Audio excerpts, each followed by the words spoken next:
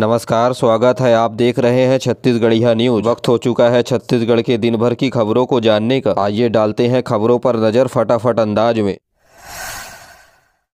आज प्रदेश समेत पूरे देश भर में गणतंत्र दिवस मनाया जाएगा, जहां छत्तीसगढ़ के सीएम विष्णुदेव साय और राज्यपाल विश्वभूषण हरिचंदन ने प्रदेशवासियों को बधाई और हार्दिक शुभकामनाएं दी हैं। इसके अलावा प्रदेश के 75वें गणतंत्र दिवस के अवसर पर दिल्ली के राजपथ पर बस्तर के लोक संस्कृति की झांकी भी देखने को मिलेगी। इस अवसर पर प्रदेश के 26 पुलिस अफसरों को वीरता पुरस्कार, 2 को राष्ट्रपति पदक, इसके अलावा 11 पुलिस कर्मियों को पुलिस पदक भी दिया जाएगा। 39 पुलिस कर्मियों को वीरता, विशिष्ट सेवा और सराहनीय कार्य हेतु पदक दिए जाएंगे। बता दें कि गणतंत्र दिवस के अवसर पर प्रत्येक वर्ष पुलिस कर्मियों के द्वारा सराहनीय काम किए जाने पर उन्हें पुलिस पदक या कई वीरता पुरस्कार से सम्मानित किए जाते हैं।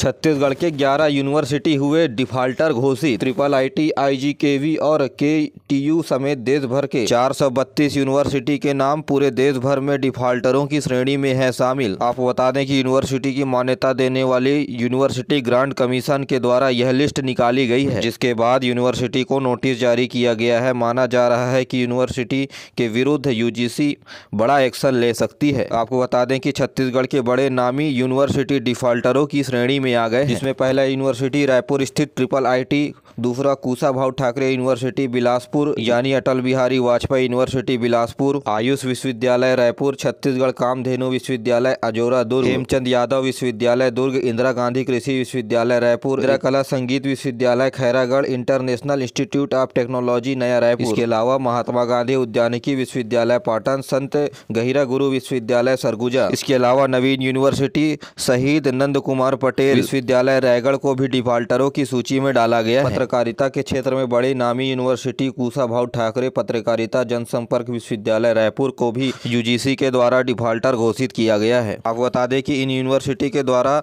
लोकपाल की भी नियुक्ति नहीं की गई है, जो छात्रों की समस्याओं को सुने। फिलहाल के लिए इन यूनिवर्सिटी को लोकपाल की नियुक्ति के लिए समय दिया गया है।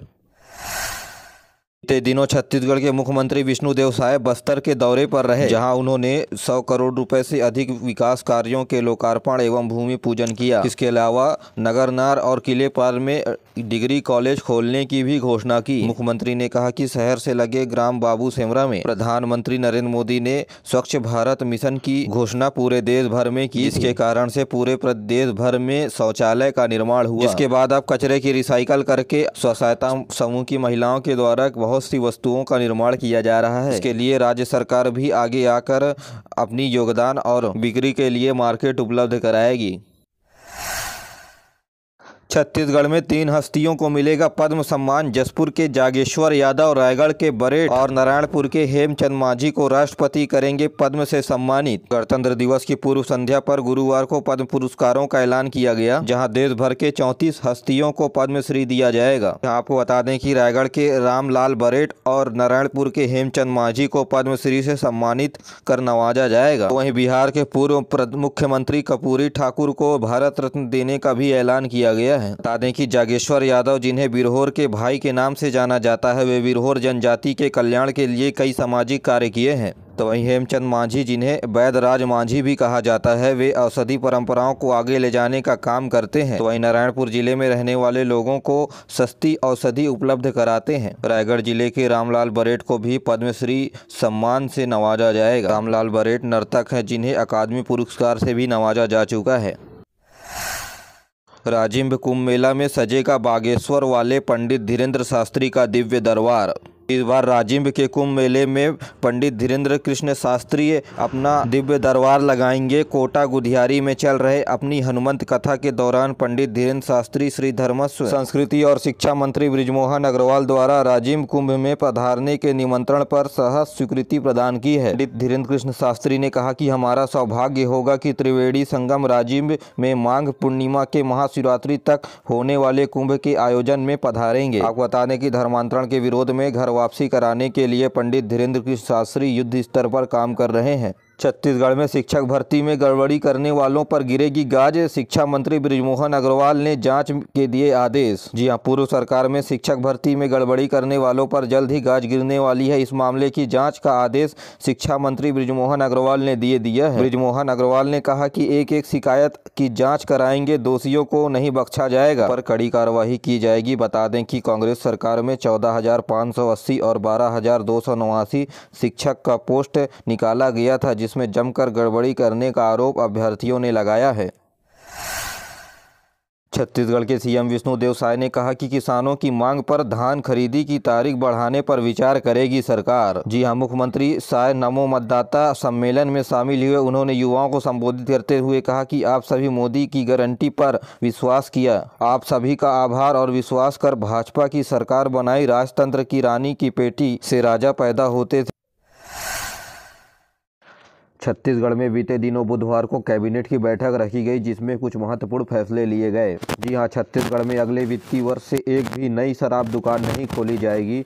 नवा रायपुर स्थित महानदी भवन में यह फैसला लिया गया। इसके साथ ही बैठक में वित्तीय बजट 2024-25 के लिए अनुमोदित बजट के मसौदे पर मंजूरी दी गई। छत्तीसगढ़ विधानसभा के अगले सत्र फरवरी-मार्च 2024 के लिए राज्यपाल के अभिभाषण के मसौदे पर स्वीकृति दी गई। इसके अलावा छत्तीसगढ़ में सिविल न्यायालय विधेयक 2024 के प्रारूप को मंजूरी दी गई। इनमें जिला न्यायालय को प्रधान जिला न्यायाधीश और अपर जिला न्यायालय को जिला न्यायाधीश करने का प्रावधान रखा गया, यानी पदों के नामों पर फेरबदल किया गया। इसके अलावा धान खरीदी की तारीखों पर भी कोई फैसला कैबिनेट के द्वारा अभी नहीं लिया गया है। छत्तीसगढ़ में नाग पंचमी, पोरा और महानवमी पर रहेगी छुट्टी, राज्य सरकार ने जारी किया आदेश। छत्तीसगढ़ के सामान्य प्रशासन विभाग ने नाग पंचमी, पोरा और महानवमी की छुट्टी का आदेश जारी किया है। इन त्योहारों पर नवा रायपुर, अटल नगर एवं रायपुर शहर में स्थित सभी सरकारी कार्यालय संस्थाओं में छुट्टी रहेगी। आदेश के अनुसार नाग पंचमी 9 अगस्त के दिन शुक्रवार को पोरा तथा जानकारी के अनुसार 9 अगस्त को राम पंचमी तो वहीं 2 सितंबर को पोरा त्योहार मनाया जाएगा। इसके अलावा 11 अक्टूबर दिन शुक्रवार को भी महानवमी की छुट्टी घोषित की गई है। तो वहीं छत्तीसगढ़ में आज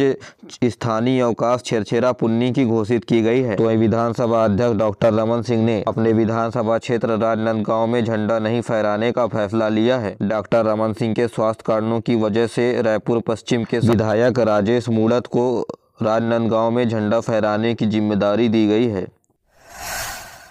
विद्यार्थी दुर्घटना बीमा, स्कूल शिक्षा विभाग ने सभी जिलों के लिए 3 करोड़ 33 लाख रुपए किए आवंटित। छत्तीसगढ़ शासन ने स्कूल शिक्षा विभाग के विद्यार्थियों के दुर्घटना बीमा के लिए 3 करोड़ 33 लाख रुपए की राशि का आवंटन स्वीकृति किया है। बीमा राशि के आवंटन के समय वित्त विधेयक लोक शिक्षण विभाग की ओर से एक पत्र जारी किया गया, जहाँ स्वीकृत राशि के व्यय के संबंध में शासन के द्वारा निर्धारित दिशा निर्देश मापदंड पालन सुनिश्चित करने के लिए कहा गया। बता दें कि बीमा सुरक्षा के लिए विद्यार्थियों को जगदलपुर और दुर्ग में सबसे ज्यादा 17 लाख रुपए दिए गए हैं। तो वहीं सबसे कम गौरेला पेंड्रा मरवाही जिले को 2 लाख रुपए मिला है। तो कोरबा जिले को 13 लाख और बिलासपुर को 12 लाख रुपए आवंटित हुए हैं। छत्तीसगढ़ में स्वच्छता को सम्मान मिलने जा रहा है। छत्तीसगढ़ की 16 स्वच्छता दीदी अपने परिजनों के साथ दिल्ली में दिखेंगी गणतंत्र दिवस के परेड पर। इन्हें अपने कामों की वजह से गणतंत्र दिवस परेड पर मुख्य अतिथि के तौर पर आमंत्रित किया गया है। भारत सरकार के आवासन एवं शहरी कार्य मंत्रालय ने इन महिलाओं को गणतंत्र दिवस पर परेड में हिस्सा लेने के लिए आमंत्रित किया है। 24 जनवरी यानी आज रायपुर के स्वामी विवेकानंद विमानतल से नई दिल्ली के लिए रवाना होंगी। इन्हें उप मुख्यमंत्री नगरीय प्रशासन विकास मंत्री अरुण साव सवेरे 11:30 बजे हरी झंडी दिखाकर महिलाओं और उनके परिजनों को रायपुर से दिल्ली के लिए रवाना करेंगे। मुख्य अतिथि के तौर पर नगर पंचायत गंडई की 2 महिलाएं, कुम्हारी नगर पालिका की 2 महिलाएं, खैरागढ़ नगर पालिका